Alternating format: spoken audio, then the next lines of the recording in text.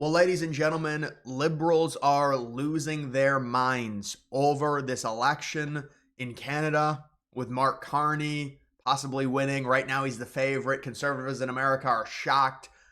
We're bewildered, but some of us in America, we do want the Liberal Party to win because we want Alberta to be annexed by the United States in a process that would require Alberta to have a referendum to vote for independence and then join the United States. They're going to feel extremely angry if after all this time, the multiple decades of liberalism sweeping over Canada, the Liberal Party with an approval rating of 20%, if Mark Carney, who comes in out of nowhere, who wasn't even living in Canada, he barely even talk, he goes to these rallies, he looks, it's just pathetic. If he wins, oh, you're going to get some serious problems in Alberta. You're going to get some maybe talk of them, or I can pretty much guarantee there's going to be talk of them seceding, and maybe there is a referendum. Right now, people estimate it's about 40 to 45% of people in Alberta, they say we're done, we want to become independent, or about 20% out of those 45, they want to join the United States, and that's going to rise significantly if Trump really pushes for it. See, Trump hasn't even mentioned Alberta yet. He's just said we want all of Canada, and we're going to force it by the tariffs and possibly do it via economic means. And that would force Canada, if their economy goes to complete crap, which honestly, it seems like it's already forcing Alberta. Although Alberta, there's bigger issues. They are a more independent province because of the natural resources, but it seems like there's a lot of people in Canada starting to realize that Trump might be serious about this annexation. And he said when he was president-elect that he wanted to do it diplomatically or in a way that was where there's no troops or anything like that. He wanted to economically cripple Canada, and that seemingly is what's happening with all of these tariffs. Now, I did read that some of the tariffs against the automobiles in Canada, apparently some of that's going to be protected via the trade agreement between the United States, Canada, and Mexico. So it depends. It's like if the parts are sourced in Canada, they can still potentially avoid the tariff if they're selling to U.S. companies, but they can't get the parts from China. That's where the trade agreement between the three countries restricts it. Same thing with Mexico. When Trump put the tariffs on Mexico and then took them off on 60% of the imports, the 60% was the originally sourced Mexican imports, not the imports that come in through other countries to Mexico and then get traded to the United States. So maybe some of that is to where the tariffs might not be as bad as we think when it comes to the automobile industry on Canada, but they're still going to be pretty rough. And obviously, we know the narrative here. They are milking this. Carney and all of the liberals are. The timeline is the Conservative Party, Poilievre was going to win easily. He had like a 90% chance to win coming into 2025. They were saying, we're not going to have the election yet. We're not going to call for it, even though Trudeau, remember they forced Trudeau out. They said, this needs to happen right now because of how bad he is as prime minister. And they put in Carney. We know what's been happening with Trump threatening Canada. So Canadians have galvanized against Trump and against conservatives kind of just as in general. I mean, they're already very liberal, their country is. And so now they're saying, well, no, we're lashing out against Poilievre. We want a liberal to counter the conservative Trump, although it really doesn't make sense when you think about the ideologies of nationalism and caring about being Canadian and not wanting to be taken over. That's more of a conservative ideal. But with them, they just, it's like they're thinking backwards. But either way, that's forced Carney into the lead. And so now he immediately calls for this election. It's happening about a month from now. Yeah, it is happening on April 28th. And so will this be enough to push Carney over the finish line? And also the fear-mongering that liberals are doing now against Trump, they're really ramping it up. They're saying Trump's going to do all this horrible stuff. The funny thing is, ironically, as said in this video, that if Carney wins, because he's fear-mongering against Trump annexing the country, it doesn't make sense for the United States to annex Canada, especially if you're a conservative. We wouldn't want to take on the liberal voter bloc. That's why we want Western Canada, and Trump needs to pivot and start saying, no, we'll just take Western Canada. We don't want Ottawa. We don't want Ontario. We don't want Quebec. We don't want those places. We don't want Toronto. we'll just take Western Canada. But it's ironic because they fearmonger against Trump. Well, if Carney wins, that may cause Alberta to leave Canada. If the Liberal wins, that's why we want Carney to win. So let's see. This is a pretty good video on kind of explaining the dynamics between these countries. Does Mark Carney win the election in 2025? If he does, Absolutely. Alberta's out of here. And that's the thing. Donald Trump, maybe in his bones, he knew something was up. Canada does not want to join the United States, but Alberta sure might. And if Alberta goes, I think within a year, Saskatchewan would go. And then British Columbia, I don't know which half of that yin and yang. I mean, there's the eco-leftists, and then there's sort of the right-wingers in BC. But I think if British Columbia is very similar to Washington State or Oregon, where there are some genuine conservative parts of British Columbia. British Columbia is liberal. It is what it is. People always critique me. They say, why do you want to take on British Columbia? Well, because if we take on Western Canada, we're not going to isolate British Columbia. It wouldn't make sense. Now, do you want to leave British Columbia as a territory? Now you get into the whole idea of gerrymandering a little bit. Because like, well, we want only the conservative parts. We don't want the liberal parts, which honestly I'm against when it comes to expansion. In the sense of, if we're going to take on Western Canada, let's just take on Western Canada. I don't want to isolate British Columbia. Unless British Columbia really is against it, I would be fine with just taking on Saskatchewan and Alberta, and then maybe Manitoba if that becomes a thing. They don't talk about Manitoba at all, so maybe Manitoba wouldn't join. But the thought process was it would be Alberta, then Saskatchewan, and they're saying in a year Saskatchewan would fall. It's like dominoes. And then you look at British Columbia, and it's the coast is very liberal, Vancouver's very liberal, but there's also a lot of conservative areas because there's rural areas in British Columbia. You get the same thing. I mean, California has a ton of conservative areas, but it's very liberal. You know, I've seen people compare British Columbia to California. I don't see the comparison. I mean, we'll see which way they vote, but I was looking, and it doesn't seem like they definitely are liberal. Don't get me wrong. Like, if it was an American election and they've got 4 electoral votes, the liberal, it's like Oregon basically. That's what I would compare it to. So, but it's not like this radical, crazed liberal. Parts of it there are though. Vancouver, absolutely, but you would take them on and you'd be able to offset it with Alberta and Saskatchewan. Hopefully, I know some people even argue Alberta and Saskatchewan maybe are a little bit too liberal for American conservatism. I don't think that's the case. There's a lot of factors at play. But they always compare Alberta to Texas. And it's not like Texas is crazy conservative. I mean, look at the big cities in Texas. They were talking about Texas being blue back in 2016. Now it's swung. And I think we're seeing that more and more. Texas is kind of like a good example of how left the liberals are, to the point to where they're like, no, we're clearly conservative. It's a plus 15 Republican state. And so I think Alberta for sure would be conservative, at least at the start. Saskatchewan would probably be conservative. Manitoba would very likely be a swing state, and British Columbia would be liberal. But I'm all right with taking on British Columbia. It doesn't really bother me, but it would be liberal. There's no doubt about it. I just don't want it isolated, especially when it comes to connecting. If we take the 3 territories and we would buy them off of Eastern Canada, and people are saying that those territories would cost a ton of money. I don't know. I mean, if they, you just want to have the Arctic control. That's why you would want those territories.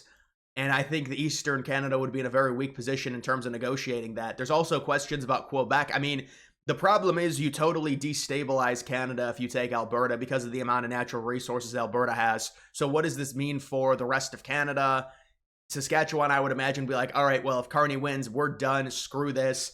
It's very clear what's going on. Trump has already threatened the EU and Canada. And the liberal talking point in the United States is going to be, well, Trump has forced Canada to the EU. It's a valuable trading partner. He shouldn't have done that. When in reality, if that does happen, Alberta would be completely alienated. They do not want to go along with anything with the EU, and Carney and his connections to the WEF and the EU. It's really bad for the conservatives in Canada. So you may say, well, Canada is becoming closer to the EU. That's bad for the United States. But Alberta would move further away. And if we're able to offset that relationship between Canada and the EU with the acquisition of Alberta and all the natural resources, we immediately become energy independent with the natural gas and oil. And that's a perfect trade for us, because then also we'd probably take on Saskatchewan. And you could start talking about a domino effect, which is really where it gets concerning. And this is why I've kind of been, well, maybe we don't even want to take on any province in Canada, because if Canada gets destabilized to the point where we've split it in half and we've taken all of Western Canada and the three territories, then Eastern Canada is in a place to where you're going to get hope. I mean, if this happens, and this is a problem, like, because it's only 4 years in the United States, unless whoever, I mean, Vance or whoever you want to say wins, you're going to get an issue to where if we take Western Canada, the Liberals that get in office, if they have Congress, they're going to be like, well, we need to take Eastern Canada as well. And that's, I mean, we're shooting ourselves in the foot if we do that, because it's very liberal. And for sure, there would be a lot more liberal electoral votes added than conservative ones. So that's why you have to think about that. That's why, to me, Greenland is a lot more easier, because Greenland, even if it became a state, it'd probably become conservative because of the migration moving up there, just like Alaska.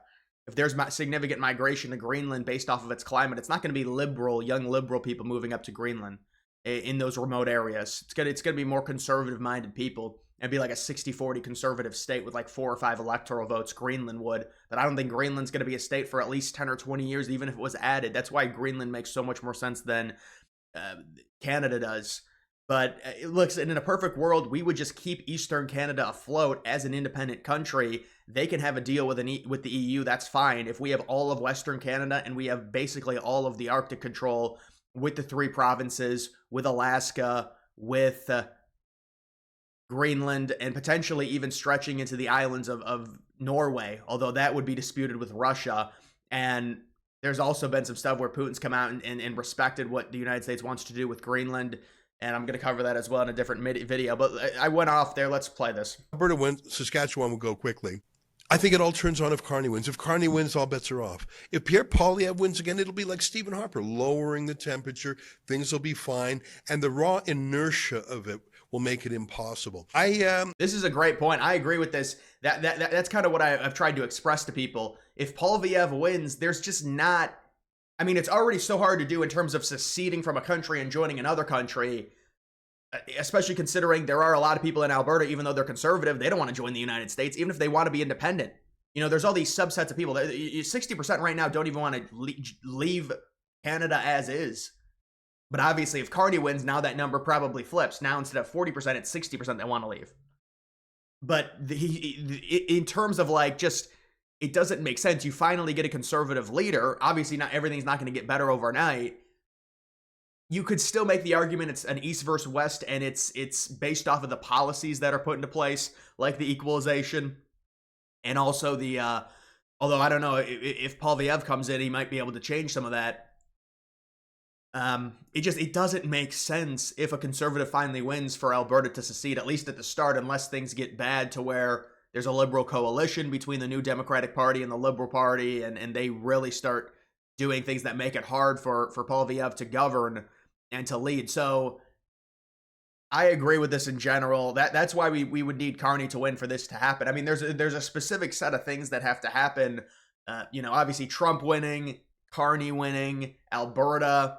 They've already started this movement. They're going to, their lawyer, the lead lawyer and all of this is going to DC within the next few weeks. That's going to kick up dialogue, and then at what point does Trump start pivoting from Canada should be the 51st state, Governor Trudeau, to, well, maybe we're looking at Alberta and we're seeing all the natural resources and we might want Alberta and we might want Saskatchewan and we might want Western Canada. Because we've already been talking about that, but really normies don't know about it because Trump hasn't mentioned it yet. But when he starts talking about, well, no, we just want Western Canada now, or not even Western Canada, just Alberta, and then maybe there'll be other provinces that fall after Alberta. But in general, I think if Carney loses, I just don't see why Alberta, for the foreseeable future, would leave Canada. To me, this is like the last straw election. And it's like 60-40 in favor of Carney, but I still don't have a ton of faith in Carney winning. We can still talk about it if Poilievre wins, but I'm just saying it doesn't make a ton of sense when you finally get a conservative government, although there could be a coalition that forms between liberals, we don't know. It doesn't make sense to decide to have a referendum to secede at that point, but it will get very dire if Carney wins. If you look at Carney at these rallies, this is a zombie bot who just has no clue what's going on. Like, this is someone that it's really bad. And this is someone that's been at the job. Is he a candidate? Is he the prime minister? It's a joke what's going on there in terms of how they elect these people, or at least put them in positions of power. They were like, well, they didn't even elect Carney to be prime minister, even in the first place when Trudeau stepped down. So, and look, that's just because Trudeau stepped down, because that's their strategy, because of how bad Trudeau was, and they were able to use this momentum they got off of the Trump annexation attempts to parlay themselves into a position to where they may or may not win. They're probably still not going to win. I hope that Carney does win. And people in America, a lot of these, they're like, no, we want the conservative to win. We don't want Canada to be flooded with these immigrants. Well, listen, I think there's pros and cons to either of them. But if we want this annexation to happen, if we want there to be a referendum, we need Carney to win. And so if you're Canadian, that's fine. You can root for the conservative. I understand if you're conservative, that's great. But I care what's best for the United States, what's best for America. And you could say, well, it's going to bite you, especially if they decide to import a bunch of people. It becomes a problem with the border situation. But I don't think that's going to be an issue, even if they do import a bunch of immigrants to the country. They're saying they want to double the population within the next 30, 40 years. I mean, it's real bad, because they have a population problem in Canada, and pretty much all Western countries do in terms of low birth rate. So, and especially it's dire in Canada based off of how underpopulated the country is anyways. So my take is that we need Carney to win. This is correct. We do need Carney to win for this to happen, for there to be dialogue on this. And it's going to make the people of Alberta and possibly Saskatchewan, and maybe certainly the eastern part, the eastern areas of British Columbia, very upset. And listen, what ends up happening is Trump gives an amazing offer, or an offer that's very, very good compared to the amount of taxes that they pay and how much they're regulated within the Canadian government. Alberta accepts the offer. Saskatchewan sees that it's a better environment joining the number one superpower, and they say we want in as well. Saskatchewan joins, and then you're looking at British Columbia just in terms of geography, and then maybe British Columbia joins as well, or British Columbia doesn't have to join. We could just take two of them, or we could also take Manitoba. And then I think Trump would look, because he's obsessed with the Arctic. It's so important, the future control of the Arctic. You get the Northwest Passage, you get Nunavut, you get really very close access to Greenland with all of those small little inlets and islands up in Nunavut. And that's why we consider Greenland to be part of North America, or at least a lot closer to North America than it is to Europe. And that's also a territorial claim for the United States, because the United States did control Greenland in the 1940s because of Germany's control of Denmark during World War II. But that's another story. But look, the point of this is this can happen, but it requires a certain set of circumstances and dominoes to be knocked down. And the big domino is Carney. Carney, very likely, he needs to win for this to really gain steam. But you have all these Canadians, like Carney's come out, you can see 45 to 48% of Albertans back independence. Definitely are leaning yes. It's about 45%. Definite or leaning no. It's about it's in the 50s, low 50s. So, I mean, this is the point, right? So it's almost 50-50. If Carney wins, it's probably going to be 60-40, 70-30 in terms of let's leave. And it's probably going to be 30 or 40% of them, the people that want to leave, want to join the United States. And that's before hearing our offer. If we give them a very nice offer with obviously amazing protection, it just becomes an obvious situation to where they should join. It's going to help them. It's going to help the United States. It's going to help us become energy independent. And long term, it's going to be an amazing, amazing thing. And this is like with Trump, you add Alberta, it's just so huge for his legacy. You add Greenland, it's so huge. And so this is really why Trump wants to do this. It's a lasting impact. So we will see if this ends up happening. But either way, guys, that's just the current situation. That's going to do it for this video. Make sure you follow me on X. Link to that's always in the description.